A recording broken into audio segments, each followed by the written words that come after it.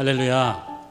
아멘. 네, 저희 짝수달이고요. 다시 생명의 삶 본문으로 열왕기 하 본문으로 돌아왔습니다. 부산에 범어사라는 큰 절이 있습니다. 이곳에 이명식 스님이라는 분이 계셨어요. 범어사 소속 스님이셨고 부산의 한 대학교에서 불교 과목을 가르치는 교수님이시기도 했습니다.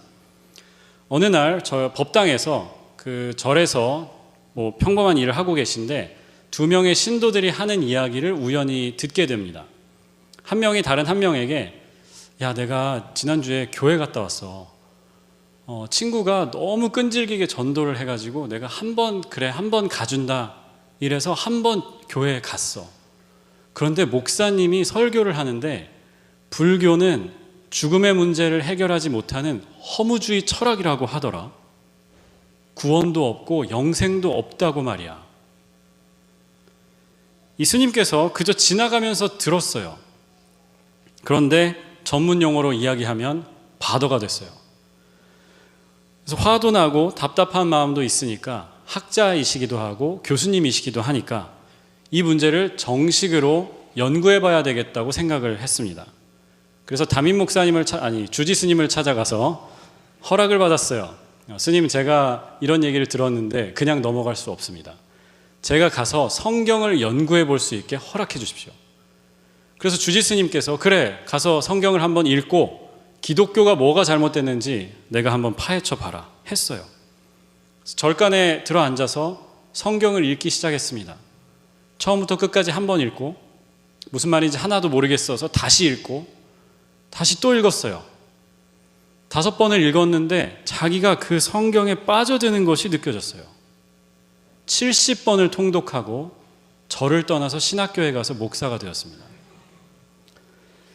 말씀 앞에 서는 사람은요, 변화되게 되어 있어요. 누구든지 변화됩니다. 올해 우리 시카고 예수사랑교회 주제가 뭔가요? 말씀을 먹다, 살다, 변하다. 변하는 게 우리의 주제예요. 물론 이 이명식 목사님은 공격하기 위해서 성경을 읽었어요. 하지만 변화를 바라는 우리들은 더 좋은 자세로 읽으면 더 많이 변화될 수 있겠죠. 그래서 오늘은 어떤 자세로 성경을 읽어야 하는가, 오늘 요시야 왕의 이야기를 통해서 두 가지로 살펴보고자 합니다. 첫 번째, 요시야는 말씀 앞에서 분노하고 슬퍼했습니다. 요시야는 8살의 어린 나이에 왕이 되었어요. 어린 왕이 처음 한 지시 중에 하나가 성전을 청소하는 거였죠. 성전을 보수하는 거였습니다. 그리고 요시야 8년에, 즉 요시야 왕이 16살 때 말씀 두루마리를 그 성전에서 발견합니다.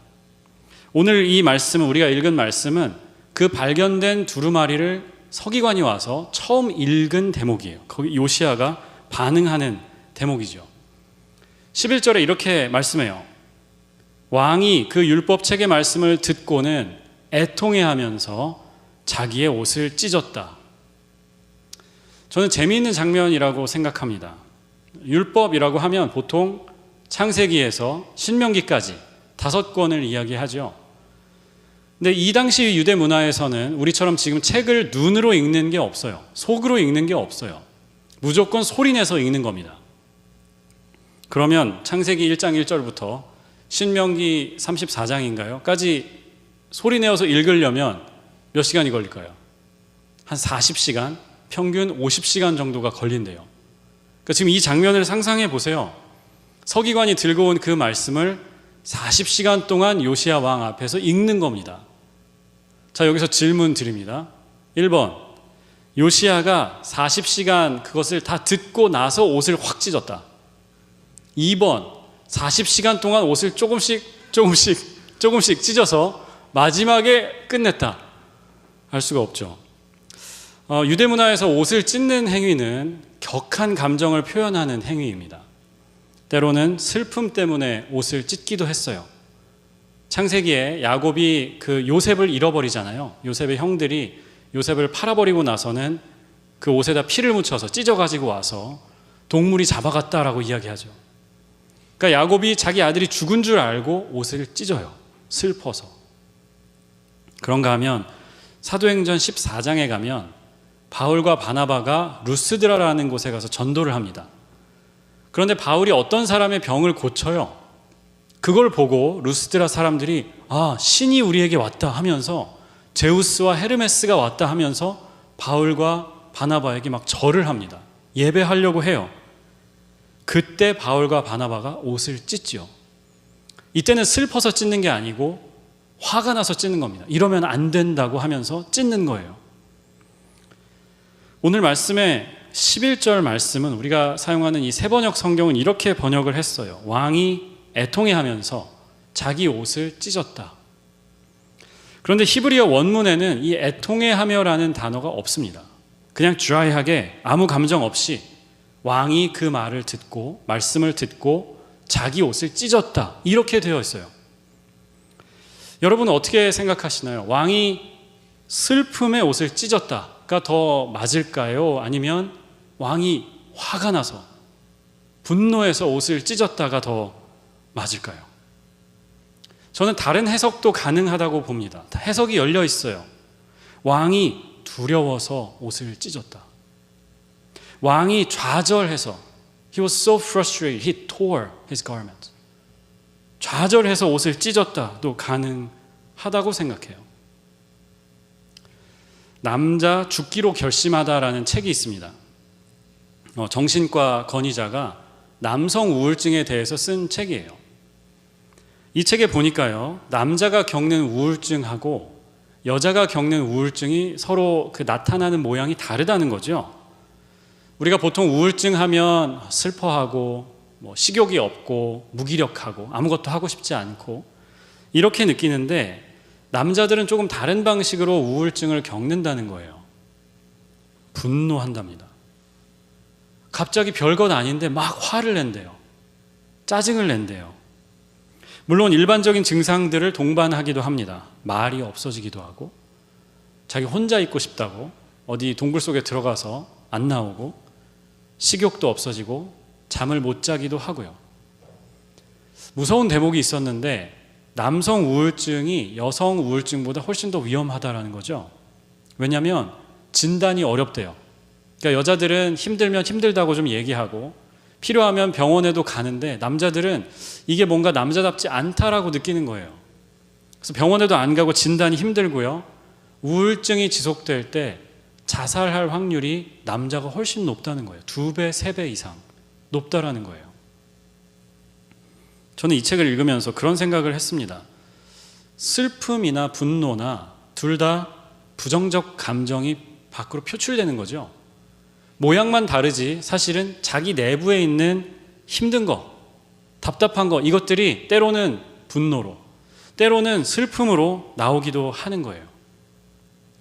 요시야 왕의 이야기를 읽으면서요, 개인의 성향에 따라서 왕이 분노해서 옷을 찢었다라고 생각할 수도 있고, 왕이 슬픔에 애통하면서 옷을 찢었다라고 할 수도 있어요. 그런데 더 중요한 것은 뭐냐면, 말씀을 읽으면서 요시야 안에 힘든 게 생겼다는 거예요. 내적인 스트러글이 생긴 거예요. 그 말씀을 그냥 듣기만 한 게 아니고요, 자기 마음에 받아들였어요. 그리고 그 말씀이 그 안에서 요시야를 힘들게 했습니다. 요시야의 마음을 어지럽혔어요. 그리고 그 안에 있었던 그 힘든 마음이 분노이든 슬픔이든 두려움이든 옷을 찢는 행위로 나온 거예요. 13절 뒷부분에 이렇게 말씀했어요. 우리의 조상이 이 말씀에 복종하지 아니하고 우리들이 지키도록 규정된 이 기록대로 하지 않았으므로 하나님께서 크게 진노하셨다. 조상 탓만 하지 않아요. 우리 조상도 이 말씀에 복종하지 않았고, 우리도, 나도 말씀대로 하지 않았다라고 이야기해요. 요시야는요, 이 말씀을 읽으면서 자기 이야기라고 읽었어요. 우리에게 주시는, 내게 주시는 하나님의 말씀으로 받았어요. 그렇게 하고 나니까 자기가 잘못한 것들이 보이는 거예요. 조상들이 어렵게 한 것, 잘못 결정한 것들이 보이는 거예요. 여러분은 언제 분노하십니까? 여러분은 언제 슬퍼하세요? 제가 제 삶을 살펴보니까 저는 슬퍼하기보다는 화를 내는 사람이더라고요. 그런데 제가 분노하는 것들을 보니까 대부분 다 바깥에 있는 것들 때문에 화가 나 있어요. 뉴스를 보면 화가 납니다. 미국 뉴스를 봐도 화가 나고, 그래서 한국 뉴스를 보면 또 화가 나고, 다시 미국 뉴스를 보면 또 화가 나요. 바깥에 있는 어떤 일 때문에 화가 나요. 어떤 사람 때문에 화가 나요. 그런데 제 안에 있는 제 모습에 대해서는 별로 화를 내지 않더라고요. 자기 스스로한테는 관대하고 바깥에 일어나는 일에만 관심을 갖고 분노하고 있는 거예요. 요시야는 거꾸로 합니다. 말씀을 자기 마음속에 받아들이고 말씀에 비추어서 자기 삶을 바라보는 거예요. 그리고 분노했습니다. 자기한테만 분노한 것이 아니고요, 조상들의 잘못된 행동까지도 회개하고, 하지만 그들만 비판하는 것이 아니고 내가 해결해야 할 일로 생각한 겁니다.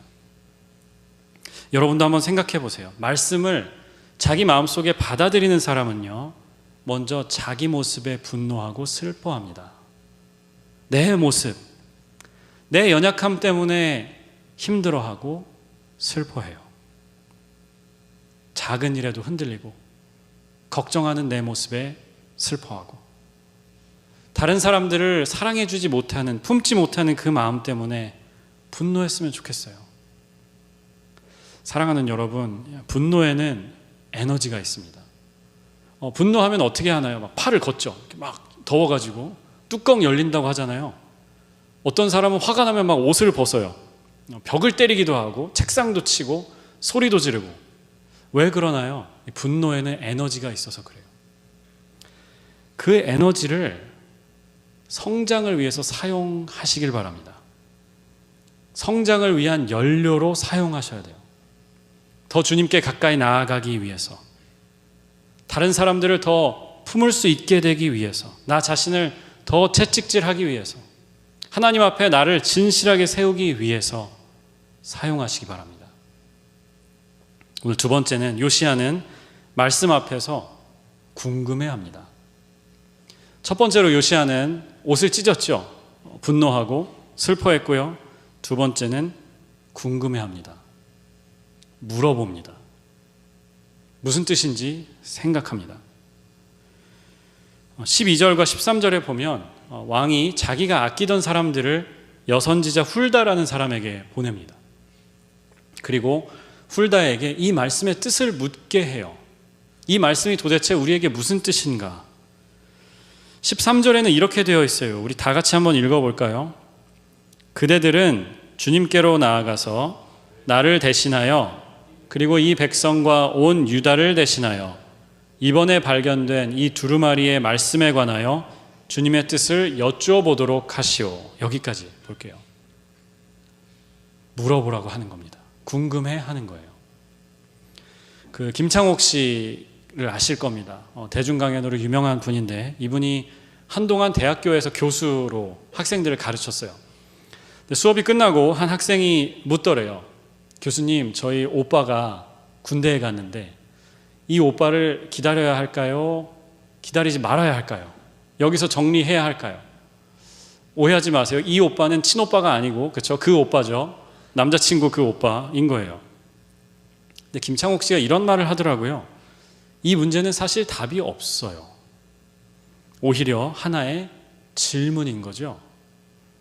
오빠가 떠난 것은 문제이기도 하지만 기회이기도 합니다. 당신의 마음을 점검해 볼 기회, 분별할 기회라고 이야기하더라고요. 내가 이 사람을 진짜 좋아했었는지, 내가 2년을 기다려줄 만큼 좋아했는지, 아니면 그저 좋아 보였었던 건지 분별할 수 있는 기회라고 이야기하더라고요. 저는 우리가 겪는 모든 문제도 마찬가지라고 생각했습니다. 믿음으로 사는 것 쉽지 않습니다. 절대 간단하지 않아요. 그런데 그 문제를 만날 때마다 우리가 묻게 됩니다. 내가 진짜 믿음이 있었던 건가? 아니면 믿음이 있었던 것처럼 보였던 건가? 분별하게 되는 거죠. 그 어려움을 넘어가면서 생각하는 겁니다. 내가 이 문제가 있음에도 불구하고 하나님을 끝까지 사랑할 수 있는가? 내가 하나님께 정말 신실하게 설 수 있는가? 끝까지 믿음의 사람으로 남을 수 있는가? 문제들은요, 우리에게 분별을 요구해요. 무슨 말이냐? 표면적으로 나타난 문제 말고 더 깊은 곳으로 나아가야 한다는 겁니다. 요시야가 그랬어요. 표면적으로 다 이해했어요. 무슨 말씀인지. 그래도 하나님의 뜻을 다시 한번 구하는 거죠. 대북 전단 풍선을 여러분 아실지 모르겠어요. 그 한국에서 그 북한 쪽으로 큰 풍선을 헬륨 같은 걸 채워가지고 바람이 북쪽으로 부는 날 날려보내죠. 그 안에 그 삐라라고 하는 이 대북 전단지가 들어있잖아요. 그래서 뭐 이 삼김 정권이 잘못하고 있는 거, 이거가 거기 써 있죠. 북한이 하는 거짓말들을 논파하는 그런 이야기들이 써 있어요. 북한이, 정부가 이 풍선을 진짜 싫어하죠. 한국 정부에 날라오기만 하면 막 항의하고요. 군대 다녀오신 분들은 아실 텐데 군인들은 이 대북 전단 풍선을 되게 싫어해요. 왜냐하면 이 풍선을 지금은 다 민간 단체들이 날려요. 옛날에는 한국 정부가 날리기도 했다고 하는데 지금은 다 민간 단체가 날립니다. 그런데 그 풍선이 딱 뜨잖아요. 이 풍선이 날아가는 날이 있습니다. 바람이 착 불고 날이 맑은 날. 풍선이 날아가기 딱 좋은 날이다. 그런 날 되면 풍선이 날아가잖아요. 전군에 비상이 걸립니다. 왜냐하면 북한이 싫어하니까 그 풍선에다가 총을 쏠 수도 있고요. 괜히 그 근처에서 도발을 할 수도 있어요. 싫으니까. 그걸 티를 내려고. 그래서 휴가 나가려고 준비하고 있는데 와, 날씨 진짜 좋다. 그런데 풍선이 딱 떠가지고 전병력 비상대기 이러면 휴가가 갑자기 증발해버리는 거죠. 그래서 군대 갔다 온 사람들은 이 대북 전단 풍선을 다 싫어해요. 저도 싫어했어요. 그러다가 제가 유튜브에서 이민복 씨라는 분을 보았습니다. 탈북하신 분이고요. 지금 이 대북 전단 풍선을 가장 열심히 날리는 분이래요. 그런데 원래 북한에서 그 체제에 충성하는 과학자였어요. 농업과학자. 그러다가 남쪽에서 날아온 이 삐라를 한번 본 거예요. 그런데 삐라에 보니까 6.25 전쟁이 북한의 침략으로, 그러니까 우리가 남침이라고 하잖아요. 북한의 침략으로 시작되었다라고 써 있었대요. 그런데 북한에서는 거꾸로 가르친다는 거죠. 6.25는 미국하고 남한하고 힘을 합해가지고 북한을 침략해온 전쟁이다. 이렇게 가르친답니다. 그리고 김일성이 위대한 장군이어서 전열을 가다듬으면서 3일 만에 서울을 우리가 함락시켰다. 이렇게 가르친대요. 그러니까 이분이 이 삐라를 보고 말도 안 된다라고 생각을 한 거예요. 무슨 니네가 침략해놓고 우리더러 침략했다고 하냐라고 생각을 한 거예요. 그런데 과학자니까 문득 그런 생각이 들었다는 거죠. 과학자는 그렇잖아요. 여기 과학자분들이 여기 모여 계신데 연구를 하는 거죠. 질문을 갖는 거잖아요. 진짜? 맞나? 확실하다고 생각했던 것들을 질문하는 사람들이 과학자죠. 그래서 질문을 했어요. 도서관에 가서 세계 전쟁사를 공부했습니다.